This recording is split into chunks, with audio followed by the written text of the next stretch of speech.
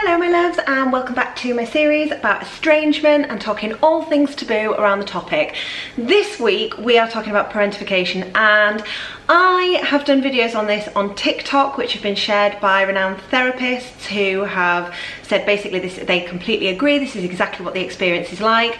I've also done videos for Instagram, which one particular video I did went viral, and let me tell you, people were really confused but really unhappy with me talking about my experiences, and it was an experience, let's put it that way.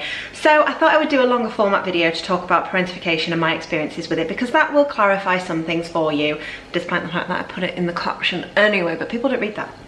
Okay, so my experience was very much with mostly emotional parentification. And now there are different types of parentification. If you just put parentification into Google, it will more than likely come up with physical parentification, which can be things like over-assigning adult responsibilities around the house, such as doing all of the laundry, or doing all of the chores, you know, missing out on going and playing out with your friends when you're 6 or 7 so that you can clean the bathroom with harsh chemicals, that kind of thing.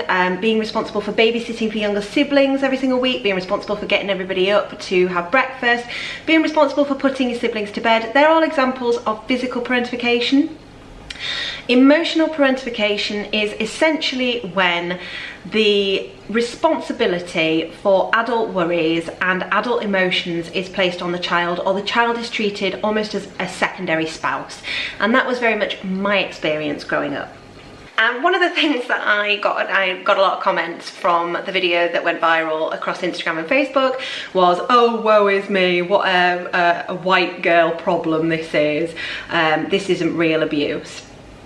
Now, emotional abuse is real abuse. I always take the byline that if you wouldn't say it to someone who'd experienced physical or sexual abuse, then you shouldn't be saying it to somebody who'd experienced emotional abuse. Parentification is abusive. It is a type of emotional abuse. It's well documented. It's not something that I or any other TikTok person or any other Instagram person came up with.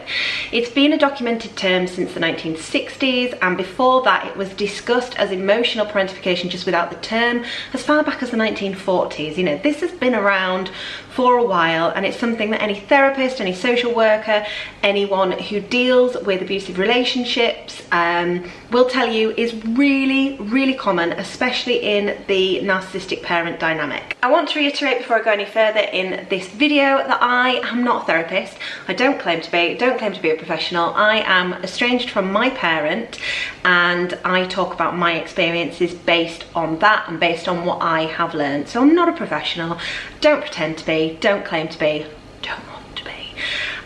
What I always say to people is, if you feel that this has been your experience, or you relate to what I say about my experience, then it's worth speaking to a therapist, because I am only going off what my own therapist has told me and what I have learnt about my experience and what I can relate to and what I have researched.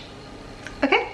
So when I did my video, I talked about experiences of parentification and how I was spoken to about everything.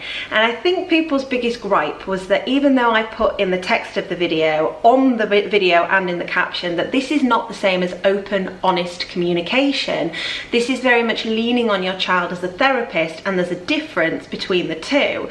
People very much took on board that I'd said I was spoken to about things like my parents' relationship, divorce, money worries, and they muddled it up with open, honest communication. Now, I am not saying by any stretch of the imagination that sitting your child down and saying, hey babe, look, we can't get that toy this week because mummy and daddy have got bills that have got to go out, or mummy's got bills that have got to go out, whatever it might be, and we cannot afford to do that because this is how money works and we don't have enough money to do that with. That is perfectly normal. It would fall under open, honest communication.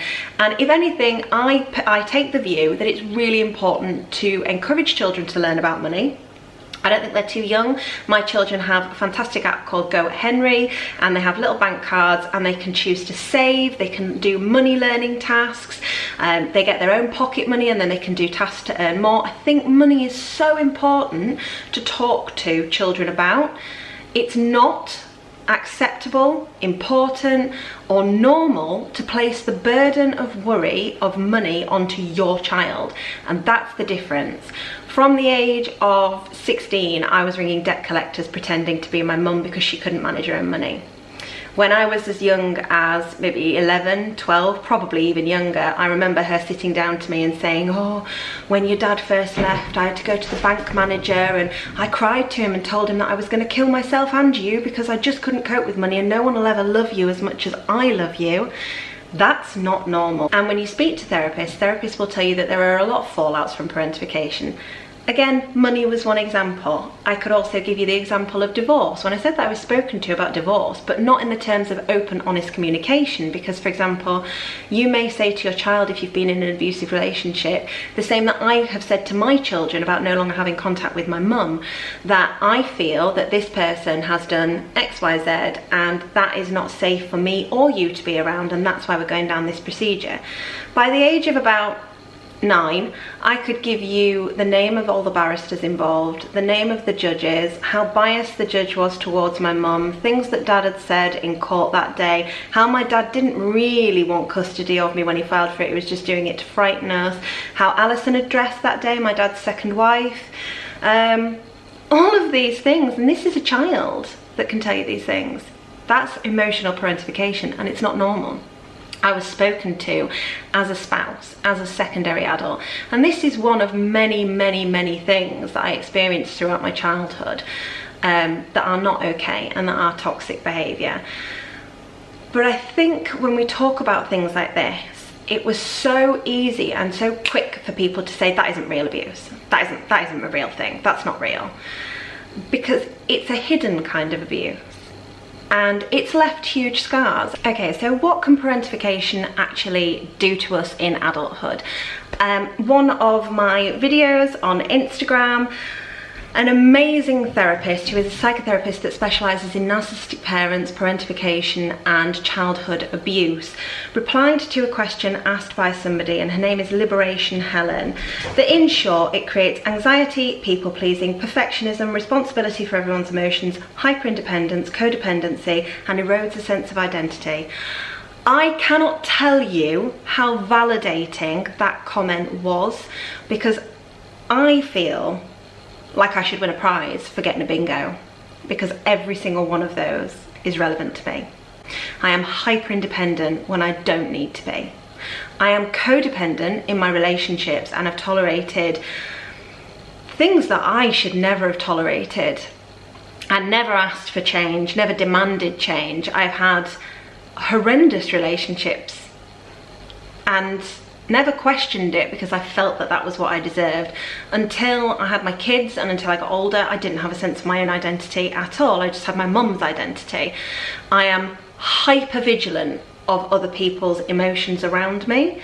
And these are all things that I've had to work really hard on in therapy to get past. And it stems from parentification, and that's why it's a problem. One of the things that I found the absolute hardest was people commenting, I would have given anything for parents that talked to me like this. And my parents were completely the opposite. They didn't talk to me about anything, and I would have loved it. You're just really ungrateful.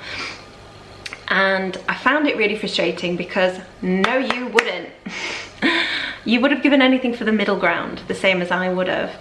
And what I found was people who had been at the complete opposite end of the spectrum, where there'd been almost like an emotional neglect, where the child would be told to leave the room and not talk to about anything to do with any topic. Their questions wouldn't be answered. That must be incredibly frustrating, and that's not something I experienced. But on the complete opposite end of the scale, where you're expected to be an adult, it's soul destroying, and it's incredibly difficult as a child to deal with that. Another example would be relationships. I knew far, far, far too much about my mum's relationships with men at the ages of 7, at the ages of 11, and somebody had said to me, are you sure you weren't just told to go out of the room and you just didn't? No, I would be the only other person there, and as much as she did talk to the dogs, I don't think that that was me misinterpreting, Harriet, sit down and let's have a chat about this. It's also super important to realise that there is a huge difference between There is a huge difference between parentification and open, honest communication. I am really open and honest with my kids. If they ask me a question, I will answer it as openly and honestly as I can, even if it makes my toes curl. I have had all sorts of questions. One of my kids plays football just before a group of 14, 15-year-old boys. The questions that boy has about things that he hears, and I will answer them in an open, honest way. Totally different thing. Totally different. I do not make my children feel responsible for holding space for my emotions, and that's what happened to me as a child, and that's parentification, and it's absolutely not okay. And if that was your experience as a child and you find that you struggle with any of the things that Helen had mentioned there, then I cannot recommend speaking to a therapist strongly enough, because that's what helps me and has helped me to put things into practice to make those changes in my life and make me a healthier, happier person. And that's it. That is parentification in a nutshell. I hope that has been really helpful, and I hope you'll join me again next week for more talk about estrangement.